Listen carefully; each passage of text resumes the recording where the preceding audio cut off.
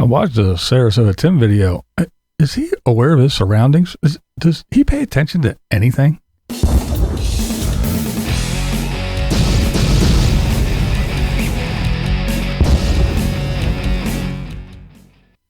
I've been watching Grifters Anonymous for all my little Sarasota Tim updates. And of course, I've been watching all of the, I guess you'd call them parody channels, Darling and the Sage, all of them. There's a bunch of them, but I watched them all. I don't want to forget anybody, so I won't go down the list. But yeah, I've been watching, and I decided to go over and check out his channel and peruse the thumbnails and the titles and see what I could see. So I decided I would watch one, and it was I picked a good one apparently, because it was the one where he was talking about the Eagles and the Crows, and Grifters Anonymous was talking about it, so I knew what was going on kind of, because he had mentioned it in the one video I was watching. But yeah, and so we won't talk about all that nonsense about flying, soaring above the, whatever. But let's talk about the real issue at hand. We'll start with the dumping of the tanks, okay? So first, he talks about that he's just going to dump the gray tank on the ground, and it's not a big deal. And I know a bunch of you people in Arizona that are living out in the wild, you agree. You're like, you're allowed to do it here, and it's no big deal and everything. But he's not in the desert in Arizona. He's in parking lots and everywhere else. But the thing is it's a gray tank, and wouldn't you want to just, go dump it? It's your wastewater still. Sure, it isn't your toilet water, but it's still wastewater. But he's talking about just dumping it, or I couldn't believe he said it. And if he heard this from another RVer, shame on you, whoever told him this, but about just cracking the valve and driving down the highway and let it trickle on out and just fly all over everybody's car windshield and everything else. There's food particles and soap and all the crust that you want. I mean, I don't know, man. It's beyond me where he gets this stuff from. But hey, I guess maybe God told him. Maybe that was one of his blessings. And don't pay for that. Now, I'm not an RVer. I'm just an old, grumpy old blind guy that lives in the sticks and bricks.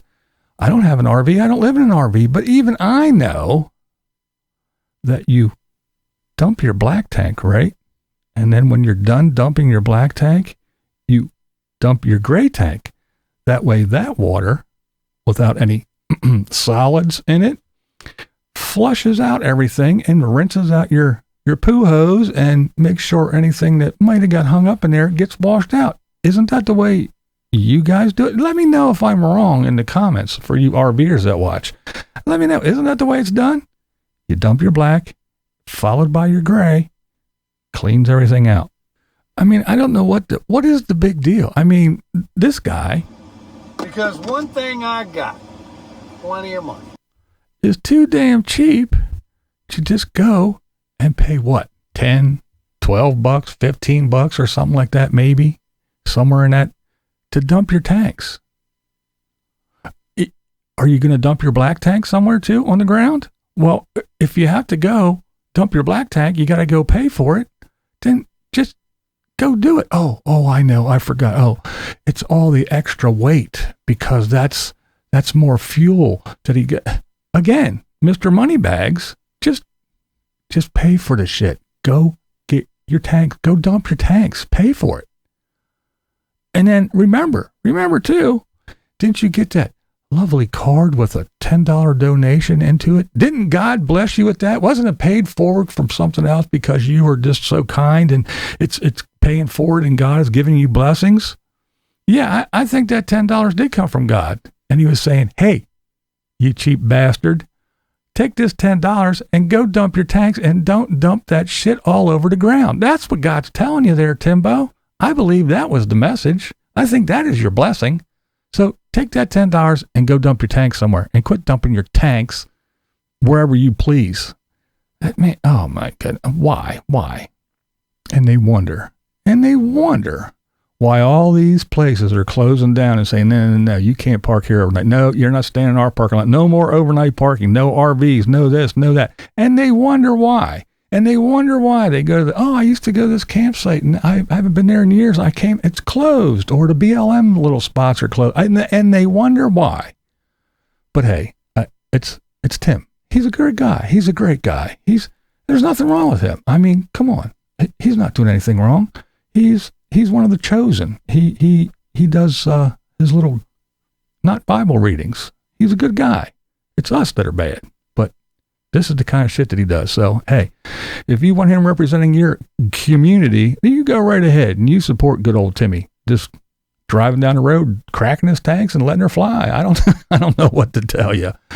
Oh, this dude. And they wonder, why do we talk about him? And then there was the other thing that I found quite interesting in this video where he says it himself. Tim is so observant. He said that he was, because he was telling a story about they told him to move because he was blocking the sign. But he said that, once before, I parked and I was parked there where the truck comes into the gas station to fill the tanks up. And I was just parked there in the middle of the way.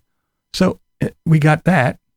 And then, just now in this video, they had to come out and ask him to move because there's a big sign that says, trucks there and cars over here. So Tim decides he's going to pull his shit in front of the sign, block the sign, so when people come in, they go, I wonder where I should park. Usually there's a sign, but there's a bonehead who pulled right in front of it. Then, he's driving. We don't know how long, but let's just think of it this way.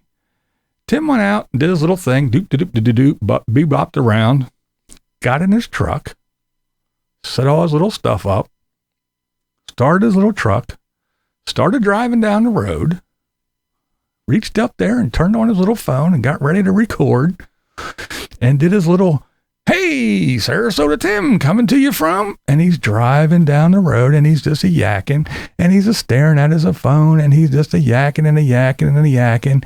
And we don't know how long it's been. We don't know how far he's driven. And then all of a sudden he goes, hey, there's a note on my windshield.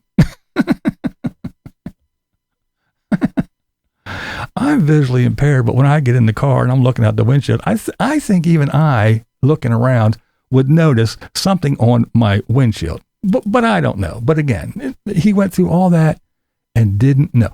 And another thing, don't most people, when they hook up and get ready to go, don't they do a little pre-flight inspection, a little pre-trip, walk around, check everything, make sure the tires, make sure you are hooked up and your tongue's all good to go and everything's all good and your doors are closed and everything's all your little doors to your basement and everything is all closed and locked and your steps are up and all that good stuff. Don't you just do a little pre-trip walk around? Don't you think you would kind of catch something on your windshield then? But no, not Tim.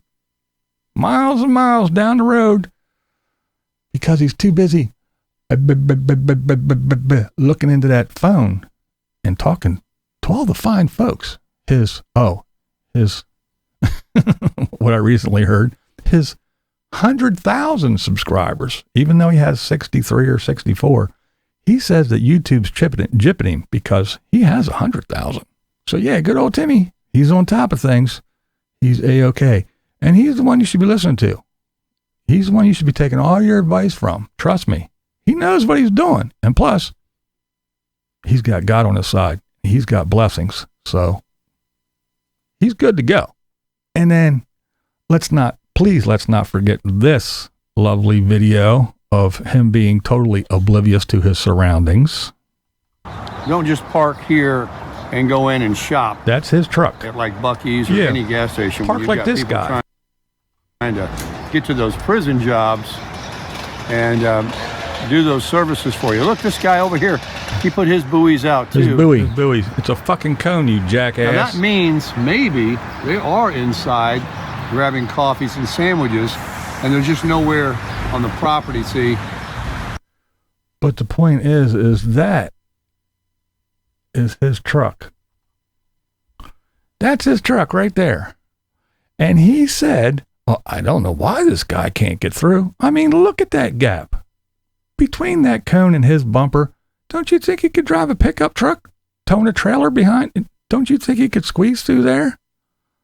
What is the problem? Is what Tim said. I don't know why that guy can't get through. Obviously, it wasn't me. There's no way it was me. That's how observant Tim is. Totally aware of his surroundings. Yeah. Good old Tim. Now, I often talk about the nomadic fanatic being a bad omen, and if you find out where he is going and don't go there because the weather is always historic and it's always horrible. Well, Tim's another one. I would find out where he is and I would stay as far away as possible. I feel he's very unsafe. I wouldn't want to be on the highway with him. And between his failing eyesight and him just being totally oblivious to his surroundings and everything around him at all, he doesn't observe anything. Not to mention he reads and fiddle fucks around with everything and puts eye drops in and all kinds of shit when he's driving. He's more worried about looking into the phone and making a YouTube video, the 10th one of the day. He doesn't pay attention to anything on the road. Again, there was something on his windshield and he didn't see it for miles. We don't even know how long it was there flapping in the breeze. It makes me glad I would not want to be anywhere near him on the highway. And especially as terrified as he is about towing that trailer. Yeah. No way would I want to be near him. Now, I don't wish him any harm, and I don't wish anything to happen to him, but I'm going to tell you what, if he doesn't start paying attention, yeah, he's going to be crushing it all right. I'm BlindViews, and that is the way I see it.